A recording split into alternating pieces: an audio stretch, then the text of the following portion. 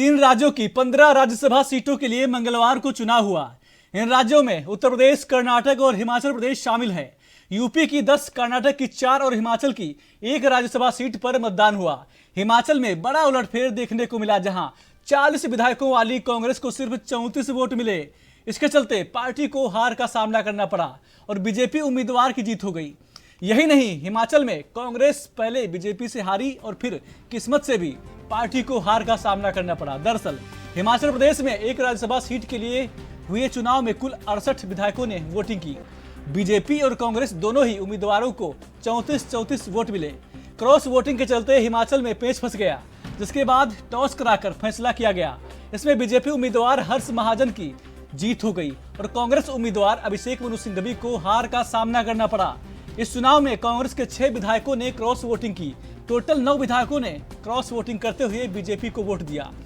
उधर कांग्रेस उम्मीदवार अभिषेक मनु सिंघवी ने प्रेस कॉन्फ्रेंस करते हुए कहा कि मैं कांग्रेस की पूरी लीडरशिप का धन्यवाद देना चाहता हूं। उन्होंने मुझ पर भरोसा जताया और उम्मीदवार बनाया। उन 9 विधायकों का भी धन्यवाद देना चाहता हूं जो कल साथ बैठे थे। उनमें से आज 3 हमारे साथ सुबह नाश्ते पर बैठे थे।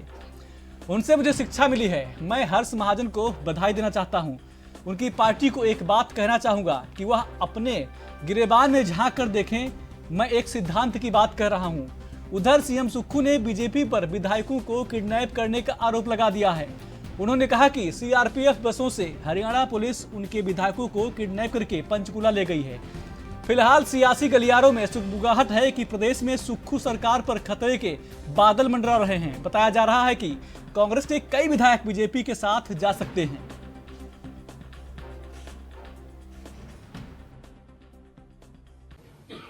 तीसरा, मैं उन 9 एमएलएस को भी धन्यवाद देना चाहता हूं,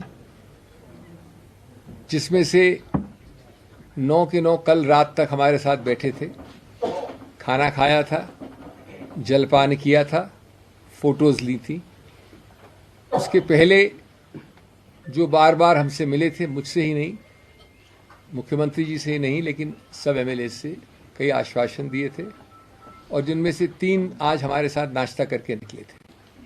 उनको भी मैं धन्यवाद देना चाहता हूं, क्योंकि उनसे हमको कुछ शिक्षा मिली है। कम से कम मुझे निजी रूप से शिक्षा मिली है, मनोवैज्ञानिक शिक्षा मिली है।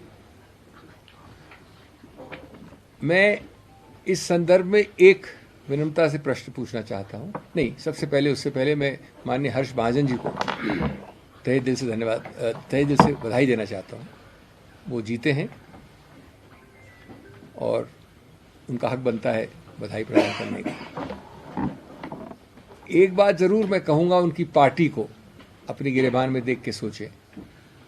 जब भी कोई पार्टी 25 और 43 के आंकड़े या इक्वेशन में 25 वाली पार्टी 43 वाले के विरुद्ध उम्मीदवार खड़ा करती है, तो उसका सिर्फ एक और एक ही संदेश हो सकता है। और मैं हर्ष महाजन जी की बात नहीं कर रहा हूं, मैं इस चुनाव की बात नहीं कर रहा हूं, मैं एक सिद्धांत की बात कर रहा हूं। वो संदेश है कि हम बेशर्मी से वो करेंगे जो कानून में अनुमति जिसकी नहीं है।